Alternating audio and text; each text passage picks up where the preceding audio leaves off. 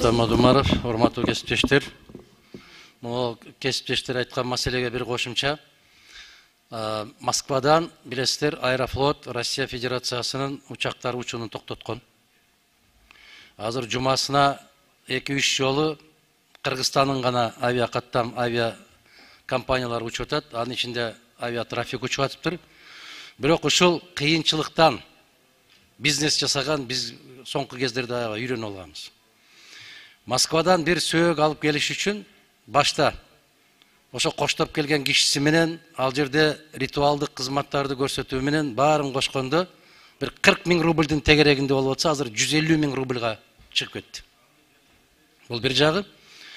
Экинчиден, Москвадан бизге Бишкекке авиа билет 7 000дин тегерегинде болуп атса, азыр 40 000ге чейин көтөрүп алыптыр авиатрафик компаниясы.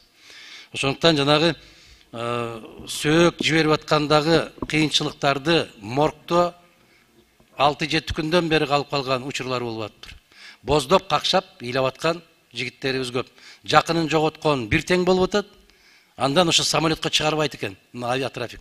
Жападан жалгыз кыргыз компаниясы ошондой болуп атса, сөөктү таштап атып, биз самолетко албайбыз деп башта Аэрофлоттун самолету менен алып келип аткан экен. Азыр ушуну саат 2-де деп айтып атканда, ошол транспорт министрлигиндагы, ошол авиакомпаниянын жетекчиликтерин дагы, себеп ал жерде сөөк келбеген күн жок болуп калды. Себеп миллиондон ашык кыргыздар азыр Россия Федерациясында жашап атат, иштеп атат. Бул өтө оор маселе. Баягы ишин жоготкондор кайра Кыргызстанга кайтабыз дегендер дагы ушу билетти аябай каттуу асманга чыгарып жиберген. Бизде ошондой болуп калды. Кайсы оору болсо ошол даарыны көтөрө коймой бизнес жасап, самолет жок болуп калды, бүттү. Азыр мына Бишкек Ош таксилер дагы 1700 сомго чыгыптыр.